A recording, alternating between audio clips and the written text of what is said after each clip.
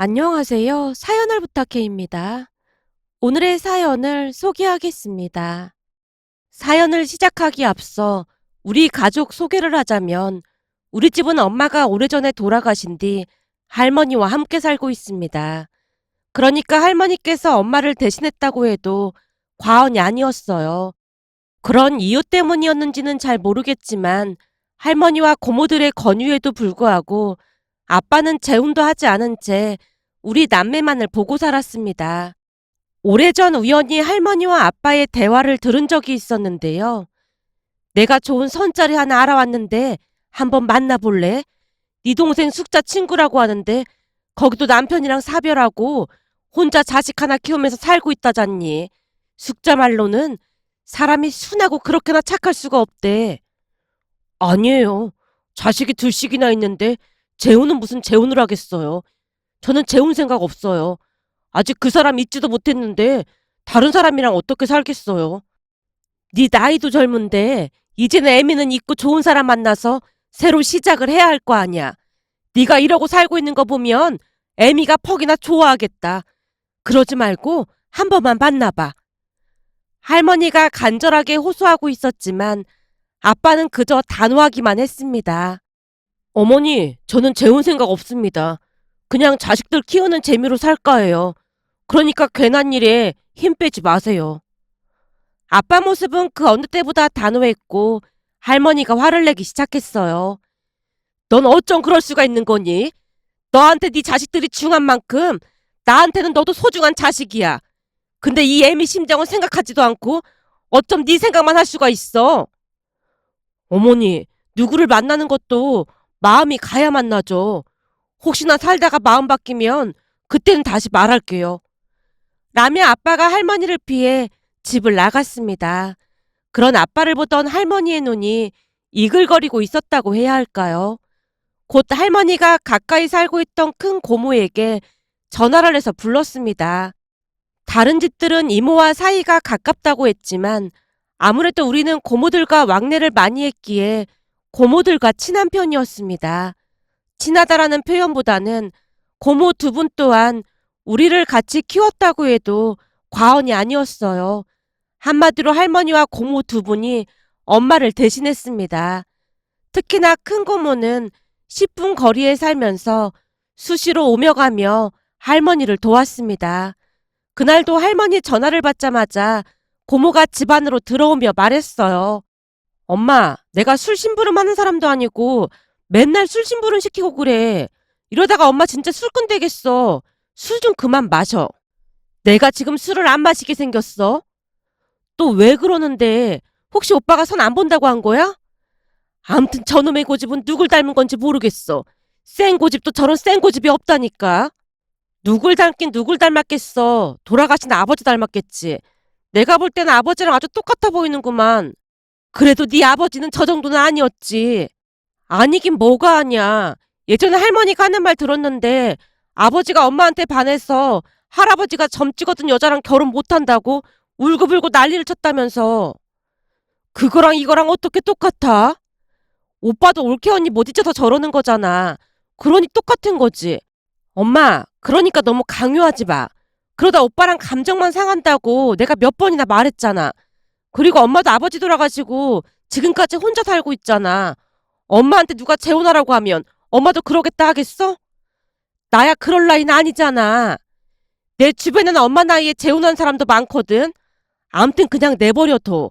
지금 가장 힘든 건 오빠잖아. 우리 집에서 유일하게 할머니를 설득할 수 있는 사람은 큰고모였는데요. 큰고모의 말을 당할 수가 없었던 것인지 할머니도 모르게 고개를 끄덕였습니다. 그 뒤 할머니는 두 번 다시 아빠에게 재혼 이야기를 꺼내지 않았어요.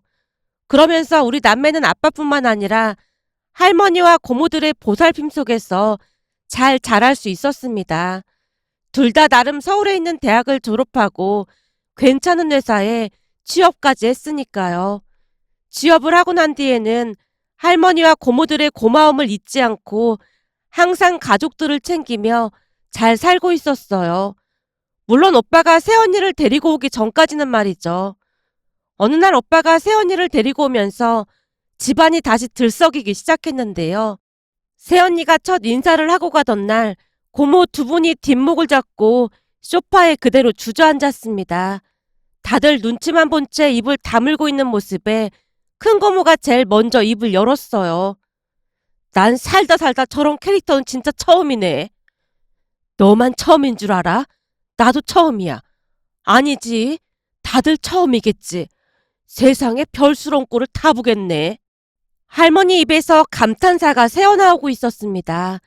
그도 그럴 수밖에 없었던 것이 새언니의 첫인상은 눈치가 없어도 너무 없었다고 해야 할까요?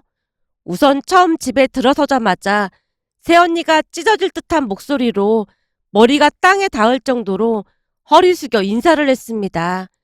그 모습이 너무 과해 보여 가족들이 다들 뒷걸음질까지 쳤는데요. 새언니는 전혀 아랑곳하지 않는 모습이었어요. 인사를 마친 새언니가 마치 무슨 회담이라도 하듯 가족들과 일일이 두 손을 맞잡고 악수까지 하며 신나서 떠들어댔습니다. 고모님들, 제가 꼭 뵙고 싶어서 다 같이 뵙자고 했는데 괜찮은 거죠? 아, 예, 괜찮겠죠. 안 괜찮을 게 뭐가 있겠어요. 큰 고모가 새언니를 향해 어색한 미소를 지어 보였지만 눈치 없는 새언니가 또다시 큰 소리로 말했어요. 큰 고모님, 너무 예쁘신 거 아니에요? 저보다 예쁘면 안 되는데. 저는 어때 보여요? 예? 아, 예, 예쁘네요. 연예인 같아요. 어머, 정말요? 자기야, 큰 고모님이 나보고 연예인 같대. 자기도 들었지? 라며 새언니가 펄쩍펄쩍 뛰고 난리도 아니었습니다. 그 모습에 고모들이 쌍둥이 마냥 동시에 양미간을 찌푸린 채 새언니를 응시하고 있었는데요. 새언니가 과장된 표정에 목소리에 힘까지 주어 말했습니다. 모두 모두 만나서 반갑습니다. 정말 영광이에요. 나 원참 진짜 별꼬라지를 다 보겠네. 내내 참고만 있던 할머니 입에서 그 말이 툭 하고 튀어나왔고 가족들이 다들 새언니 눈치를 보고 있었는데요. 할머니 말이 끝나자마자 새언니가 배꼽까지 잡고 웃어댔습니다. 할머님, 꼬라지요? 별꼬라지요? 할머님 너무 재미있으신 거 아니에요? 뭐? 재미있어? 하긴 내가 예전에 웃기다는 소리를 많이 듣긴 했지. 우리 남편이 나랑 같이 있으면 시간 가는 줄 모른다고 했다니까. 순간 할머니가 뭐에 홀린 듯 대꾸를 하고 있었고 큰 고모가 급히 할머니 손을 잡고 눈치를 줬습니다. 엄마, 그런 얘기를 뭐하라고 그래? 아니 내가 뭘 어쨌다고 그래? 할머니가 가족들 눈치를 보고 있었지만 새언니는 전혀 아랑곳하지 않았어요. 어머, 이 음식들 전부 저를 위해 차리신 거예요? 우선 앉아서 같이 먹자고. 할머니 말에 가족들이 슬금슬금 상 가까이로 앉았는데요. 생선찜을 먹고 있던 새언니를 보며 할머니가 물었습니다. 생선을 좋아하나 보네. 그럼요. 제가 생선을 진짜 좋아하거든요. 그럼 생선 요리도 잘하겠네. 잘하지는 못하고 그냥 대충대충 이렇게 해서 전자레인지에 돌리면 금방 되던데요? 뭐? 날 생선을 그냥 전자레인지에 돌렸단 말이야? 네, 그럼 그냥 먹을만 해요. 새언니의 대답에 할머니의 표정이 일그러져 있었지만 이번에는 새언니가 할머니께 물었습니다. 그럼 할머님은 어떤 음식 좋아하세요? 나? 나는 채소랑 과일을 좋아하지. 진짜요? 저는 채소 진짜 싫어하는데 그럼 우리 완전 궁합 잘 맞는 것 같은데요? 궁합이 잘 맞다니? 그건 또 무슨 소리야? 그러니까 할머님은 채소를 좋아하시고 저는 싫어하잖아요. 그럼 나중에 삼겹살 구워 먹거나 그러면 할머님은 채소만 드시고 저는 삼겹살만 먹을 수 있잖아요. 그러니 최고의 궁합 아니겠어요? 궁합이고 나발이고 그걸 왜 나랑 맞춰보고 난리야? 내가 채소를 좋아하는 건 맞지만 삼겹살도 좋아하거든. 할머니가 약간은 짜증스레 말을 했지만 새언니가 큰 소리로 웃었습니다. 자기야, 나발이고래. 할머니 진짜 너무 재미있으신 거 아니야? 라며 떠들어댔습니다. 새언니는 어딘가 많이 부족해 보이는 듯한 그런 모습이었는데요. 오빠는 새언니의 모든 것이 마냥 좋은 듯 입가에 미소가 가득해 보였습니다. 그날 새언니는 내내 수다를 떨다 돌아갔고 가족들이 기가 막혀 혀를 끌끌 차고 있었어요. 잠시 후 집에 들어온 오빠를 향해 큰 고모가 물었습니다. 너 정말 쟤랑 결혼할 생각인 거야? 그게 무슨 소리예요? 당연히 결혼할 생각이니까 데리고 온 거죠. 너 쟤가 정상인 것 같니? 조금 시끄러운 면이 없잖아 있긴 하지만 밝고 좋은 사람이에요. 그러니까 저 푼수짓 하는 게 좋아 보인단 말이야? 아니, 말을 필터 없이 그냥 막 내뱉을 때가 있긴 한데 그래도 그 누구보다도 따뜻한 사람이에요. 무엇보다도 할머니와 잘 지낼 거예요. 어떤 면이 할머니와 잘 맞는다는 말이야. 난 도무지 이해가 안 된다. 큰 고모가 손 부채질을 하고 있었는데요. 할머니 입에서 뜻밖의 말이 새어나왔습니다. 저기, 나도 그렇게 이상하진 않았어. 엄마, 그게 무슨 말이야? 방금 전까지는 별 꼬라지네 보네 그랬잖아. 그렇긴 한데 나쁜 사람 같진 않아. 어딘지 모르게 먼저 간 며느리를 닮은 것 같기도 하고.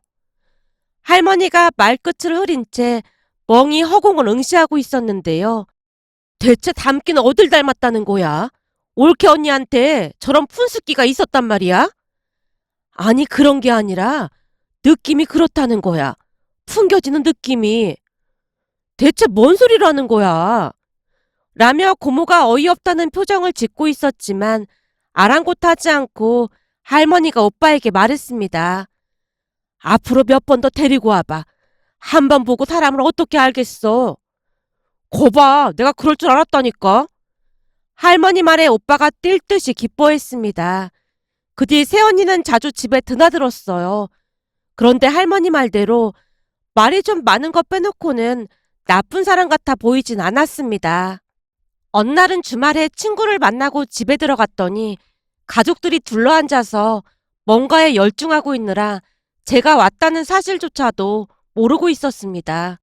무슨 일인가 싶어 가까이 다가가 보니 할머니와 고모 두 분, 그리고 아빠까지 앉아서 새언니와 고스톱을 치고 있었어요.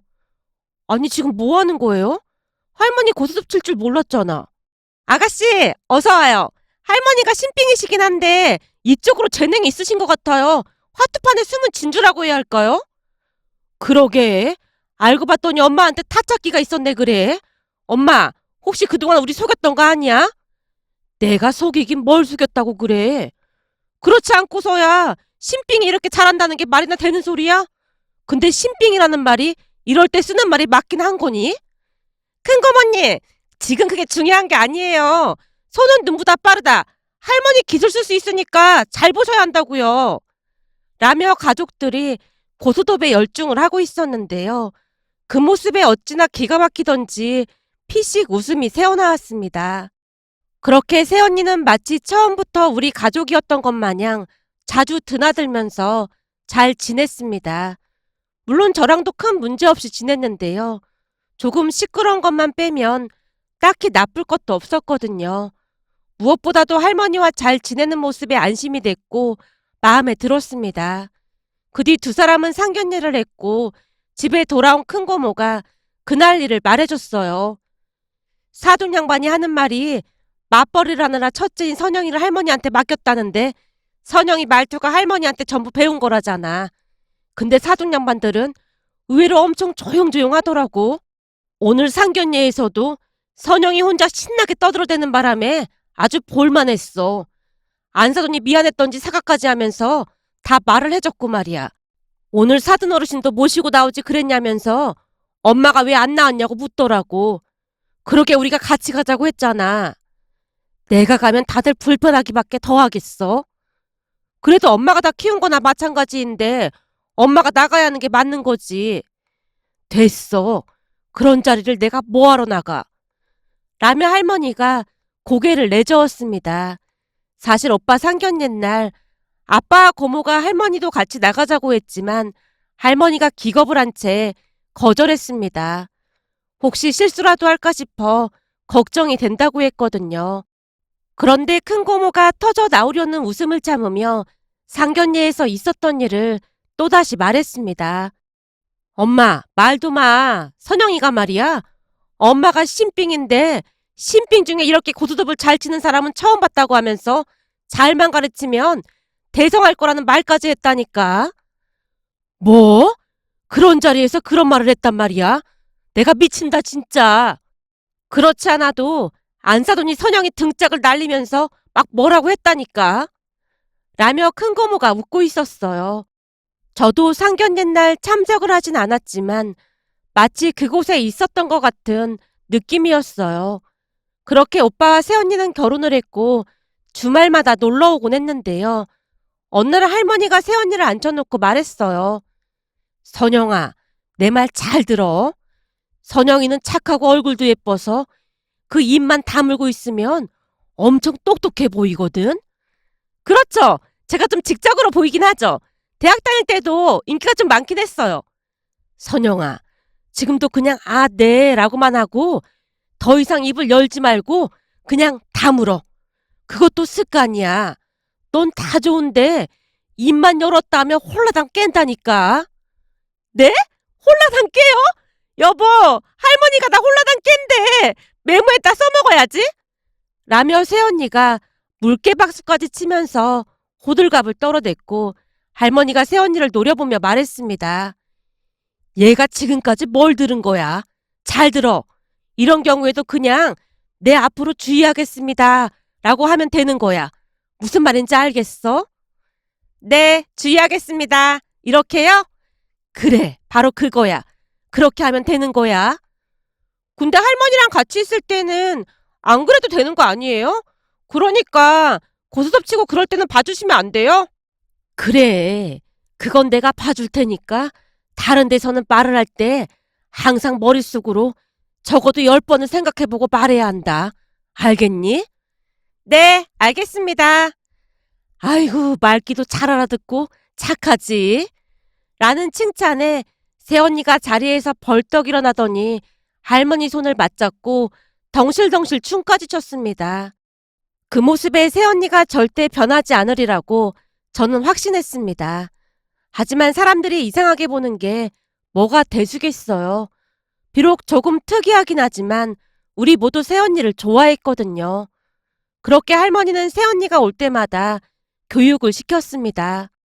그러던 중 제게 남자친구가 생겼고 1년쯤 만나고 난 뒤 결혼 이야기가 나왔습니다. 남친 집에 첫 인사를 갔을 때 남친 엄마가 엄마 없이 자라서 고생했겠네 라는 뉘앙스로 말을 하기도 했지만 그냥 스치듯 말했기에 상관하지 않았어요.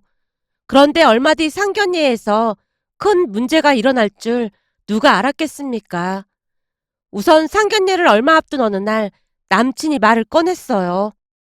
저기 엄마가 상견례 날 가족들이 전부 나오는 게 좋겠다고 하거든? 대부분은 당사자랑 부모님만 나가던데 그러면 되는 거 아니야? 그게 다 다르다고 하더라고. 그래도 명색이 상견례인데 가족들을 전부 보고 싶다고 하시더라고. 그럼 아빠랑 할머니, 오빠 부부 그리고 고모까지 나가면 되는 건가? 아니, 고모님은 직계가족은 아니잖아. 우리 집에서는 고모가 엄마 대신이었는걸?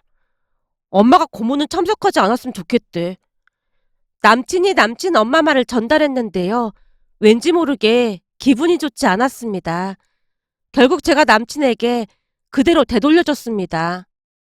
그럼 민준 씨네 아버님까지 나오시는 거야? 그건 아니지. 두 분이 이혼한 데다가 사는 내내 아버지가 우리한테 어떻게 했는지 말해줬잖아. 근데 어떻게 그런 말을 할 수가 있어? 난 그런 인간을 내 결혼식에 초대할 생각이 추호도 없거든. 라며 남친 얼굴이 울그락불그락해져 있었습니다. 남친 아버지는 사는 내내 술독에 빠져 살며 가족들을 그렇게나 힘들게 했다네요. 그 바람에 두 분이 이혼하고 왕래조차 하지 않고 있었고요. 그날 남친이 어찌나 열변을 토하면서 말을 하던지 더 이상 말을 이어갈 수 없어 우선은 알았다고 하고 들어왔는데요. 지금 돌이켜보면 그때 헤어졌어야 하는 게 아니었을까 하는 생각마저 듭니다. 그렇게 상견례 날이 되었고 가족들이 상견례 장소로 이동을 했는데요. 가는 차 안에서 할머니가 새언니에게 당부하고 또 당부했습니다. 선영아, 넌 그냥 입국 다물고 밥만 먹어. 알았지? 지금까지 연습 잘했으니까 잘할 수 있지? 넌 입만 안 열면 엄청 유식해 보이거든. 알겠어요. 근데 뭘 물어보면 이가를 살짝 올리고 단답식으로 대답한다. 맞죠? 그래, 맞다. 꼭 그래야 한다. 라며 할머니가 몇 번이나 연습을 시켰는데요. 가끔 보면 두 사람이 친할머니와 손녀 사이 같아 보일 정도였습니다. 잠시 후 상견례 장소에 도착을 했는데 처음에는 분위기가 나쁘지 않았습니다. 새언니 또한 할머니와 약속대로 입을 꾹 닫은 채 묻는 말에만 예의 바르게 단답식으로 대답을 했으니까요. 그런데 어느 순간 착한 우리 가족이 만만해 보였던 것인지 남친 엄마가 선심 쓰듯 말을 꺼냈어요. 다들 아시겠지만 엄마 없이 자랐다고 하면 선입견을 가지고 보기 마련이잖아요. 특히나 딸은 더욱 그럴 수밖에 없고요. 하지만 저는 그런 거 전혀 개의치 않는 사람입니다. 주변에서도 제가 합리적인 사람이라고 어찌나 칭찬을 하는지 모른답니다. 그러니까 예비 며느리 너는 앞으로 나한테 잘해야 한다 그 말이야. 제가 주변에 예비 며느리 얘기했더니 다들 걱정을 많이 했거든요. 물론 할머님께서 잘 가르치긴 하셨겠지만 엄마랑 같을 수는 없는 거잖아요. 그치만 저는 예비 며느리만 보고 결혼을 허락한 겁니다. 비록 엄마 없이 자랐지만 잘 큰 것 같더라고요. 라며 남친 엄마가 당신이 얼마나 현명한 사람인지에 대해 구구절절 설명을 하고 있었어요. 남친 엄마 말을 듣는 내내 어찌나 어이가 없던지 헛웃음마저 새어나왔기에 제가 냅킨으로 입을 닫고는 대받아치려고 했는데요. 순간 새언니가 들으라는 듯이 말했어요. 그러게요. 아드님도 개차반 같은 아빠 밑에서 참 잘 자란 것 같네요. 그런 아버지 밑에서 바르게 자라기 힘든 건데 바르게 자랐다는 게 도무지 믿어지지가 않네요. 거기다 요즘에는 엄마가 돌아가신 것보다 이혼한 부모가 더 큰 흠이 되는 건데 단단히 착각하고 계신 것 같습니다. 뭐요? 당신 지금 뭐라고 했어? 그쪽이 먼저 우리 아가씨한테 엄마 없이 자랐다느니 그랬잖아요. 우리 아가씨가 얼마나 잘 자랐는데 그런 말을 하는 거예요? 새언니가 남친 엄마를 노려보며 소리쳤는데요. 이래서 집안을 보고 결혼을 하라는 말이 있는 거야. 뭐 같은 집구석에서 감히 우리 아들을 넘봐? 뭐 같은 집구석은 우리가 아니라 그쪽 집구석인 것 같은데요? 원래 가문 좋고 품격 있는 집안에서는 그런 저속한 말은 절대 사용하지 않거든요? 뭐? 말 다 했어? 당신네도 우리 아들이랑 결혼 안 시킬 참이야? 그런 저속한 집구석에 우리 아가씨를 어떻게 보내겠어요? 우린 절대 못 보냅니다. 라며 새언니가 자리에서 벌떡 일어났는데요. 새언니가 어찌나 단호하게 말을 하던지 새언니를 따라 누가 먼저라고 할 것도 없이 동시에 자리에서 일어났고 곧 그곳을 빠져나왔습니다. 차를 타고 집에 가는 내내 할머니 표정이 안 좋아 보였고 새언니가 눈치를 보며 조용히 입을 열었습니다. 할머님, 화나신 거예요? 오늘은 진짜 참고 있으려고 했는데 저쪽에서 우리를 비하하고 시비 걸잖아요. 그리고 전에 할머님도 누가 제 험담할 때 연병하고 자빠졌네 그러면서 제 편 들어주셨잖아요. 아가씨, 정말 죄송해요. 저 때문에 그만. 라며 새언니가 제게 사과를 하던 순간 할머니가 조용히 입을 뗐습니다. 잘했어. 미안할 게 뭐가 있어. 뭐 같지도 않은 집구석이 감히 우리 손녀한테 그따위로 말을 해? 그렇잖아도 내가 뒤집어 엎으려던 참이었는데 아주 잘했다 잘했어. 라며 할머니가 새언니 칭찬을 했습니다. 그 뒤 저는 당연히 남친과 헤어졌습니다. 그리고 새언니는 가족들에게 더욱 예쁨을 받고 있는데요. 할머니가 입만 열면 새언니 칭찬을 하거든요. 그렇지. 모름지기 가족이라고 하면 그렇게 지켜줘야 하는 거야. 우리 선영이가 지 시누이를 지옥 끝에서 구한 거나 다름없다니까. 라는 말을 입에 달고 살았습니다. 며칠 전에도 가족들이 둘러앉아서 무슨 보드게임을 하며 집안이 떠내려가라 웃고 있었는데요. 요즘은 고모부 두 분까지 참석을 해서 주말마다 집안이 시끌벅적하답니다.